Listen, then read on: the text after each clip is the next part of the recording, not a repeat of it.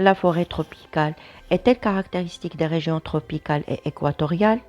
En réalité, il n'existe pas une, mais plusieurs forêts tropicales. Selon le type de climat et de sol, il y a environ 100 millions d'années, elle occupait la quasi-totalité des terres du globe. Il n'en recouvre aujourd'hui plus que 6%.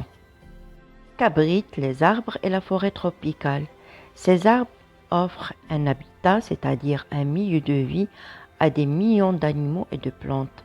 La plupart d'entre eux ne pourraient pas survivre ailleurs. Une raison parmi tant d'autres d'agir pour la préservation des forêts tropicales. Est-ce dans les forêts tropicales que l'on trouve la plus grande diversité d'êtres vivants? Ces forêts abritent plus de 80% des insectes connus et la forêt tropicale d'Amérique du Sud compte à elle seule 18 000 espèces de plantes différentes. On utilise le mot biodiversité pour désigner l'ensemble des êtres vivants partageant un même habitat. Combien y a-t-il de couches dans les forêts tropicales?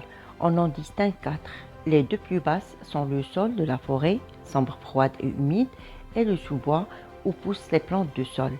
On y trouve des insectes, des grenouilles, des champignons et beaucoup d'autres formes de vie. La couche médiane est la canopée, la voûte des arbres. Au-dessus, on trouve la couche supérieure, c'est là qu'émergent les plus grands arbres.